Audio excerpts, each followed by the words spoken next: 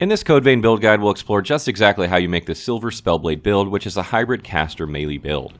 How do you get the most from your weapons, blood veils, your blood code, and your gifts? Well, that's exactly what we're going to cover and how they all fit together to create the Silver Spellblade.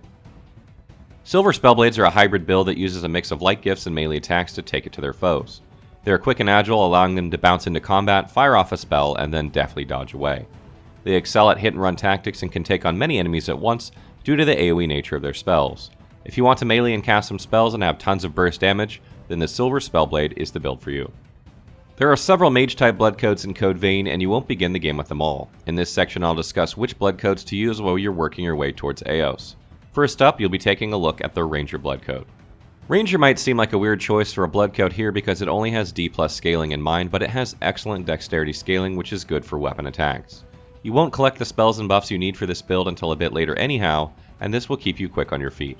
Prometheus. Prometheus is not the ideal blood code for this build because it only has C+ mind scaling, but it is a much better all-around blood code than others you could use for the time being.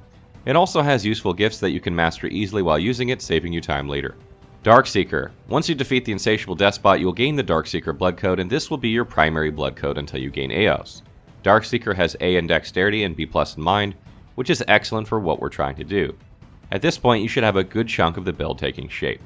Eos. Eos is the ideal blood code for this build because it features A+ mind scaling and can reach all the way to S+ with the right setup. It also has decent strength and dexterity scaling, meaning you will do reasonably well with the weapon. Its high I-Core stock will allow you to cast many spells while you weave in and out of combat.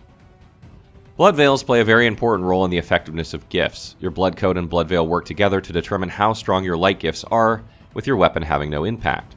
When selecting a blood veil, be sure to look for ones that grant a higher overall light gift value, but also be sure they don't weigh too much or you will not have quick mobility. The blood veil you're looking to get around endgame is called Noble Silver, and it's extremely light, weighing just 22. It also happens to have A in mind scaling, meaning it's ideal for this setup. This will allow you to have powerful buffs and spells while still remaining nimble. The downside is that you'll get hit extremely hard if you take a hit, so be careful and dodge often.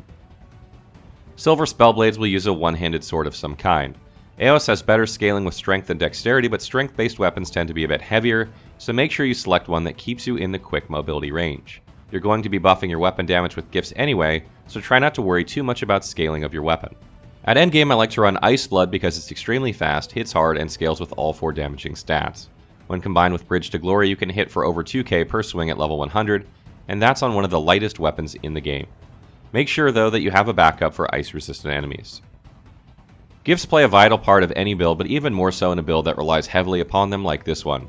There are a number of excellent light gifts, many of which are defensive. However, for this build, we'll focus primarily on the offensive ones. Gifts initially can only be used with the blood code that they are part of, but as you use them in combat, you will master them and you can use them with any blood code. There are both passive and active gifts, and I'll cover which are good in both categories for a Silver Spellblade build. You can only have 4 passive gifts equipped at one time and 8 active. Let's begin with the recommended passives first. Swift Destruction. This passive is simply fantastic for this build. It increases both your spell damage and weapon damage in proportion to your mobility, and since we have Quick, it adds a fair bit. One of the best passives in the game. Dexterity Up. You'll need at least one passive that increases dexterity in order to use Ice Blood, but if you don't want to use it, don't worry about this one. Mind Up. Any passives that have Mind on them work great here since Mind increases your spell damage and Bridge to Glory buff damage, which increases your melee damage. These are not needed but can be excellent. Light Impulse. This boosts the effectiveness of your gifts when you are focused by about 20%. Since you'll be dodging often, this is not a bad choice. Savvy Evasion. This passive increases the speed at which you become focused from dodging attacks, which will further boost damage of your light gifts because of Light Impulse. Be sure to cast spells when focused, as these don't drain your focus bar. Early on in the game, you'll want to take elemental weapon buffs and use them when appropriate, matching them to the weakness of the enemies or boss you are fighting. Adrenaline is also not bad.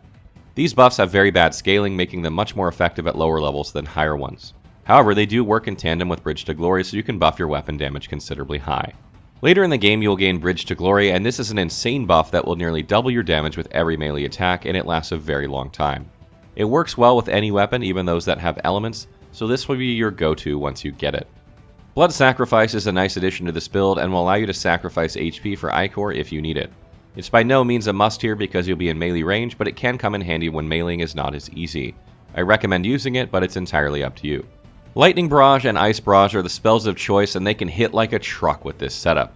You can often one-shot most enemies with one volley, and they only cost 4 Ichor, which is 2 less than any of the Roar spells, and it has nearly instant cast time. These spells fan out, so you need to be point blank for maximum damage, but they can also be used to AoE because of this, making them extremely flexible. They are just all-around awesome spells that kick some serious ass. You can use any other active gifts you wish, but these are the ones that really define the build. Final tips. This build's Achilles heel is that it has little in the way of defense. While it's best not to get hit, shit happens and this isn't always possible. Consider adding some spells that buff defense so that you don't get shredded by a random attack. Elemental Wall is an excellent choice, but there are others as well. If you decide to use a strength-based weapon for this build, try to keep the weight down so you can still have quick mobility. You can transform the weapon into an alleviating version to lower the weight at the cost of slightly lower damage. You'll have to decide which is more important to you. I get asked a lot, why melee and spells from point blank? Wouldn't it be better to just use pure melee or spells? The answer to that is simple. It comes down to stamina management and focus. You don't consume stamina or focus when casting spells, making them ideal for when you need to save stamina because you're spending a lot dodging. This will allow you to conserve stamina for defense, only attacking when you need to regain more Ichor. Lastly, you can get absolutely devastating burst damage by alternating Lightning Barrage and Ice Barrage on a boss. You can do over 10,000 damage in a matter of seconds, absolutely shitting all over them. Make sure you have both spells slotted and spam them when a boss goes down. Stay tuned for more Code Vein build guides, and be sure to check out our Getting Started guide and our Scaling guide if you have basic questions or confusions about the game.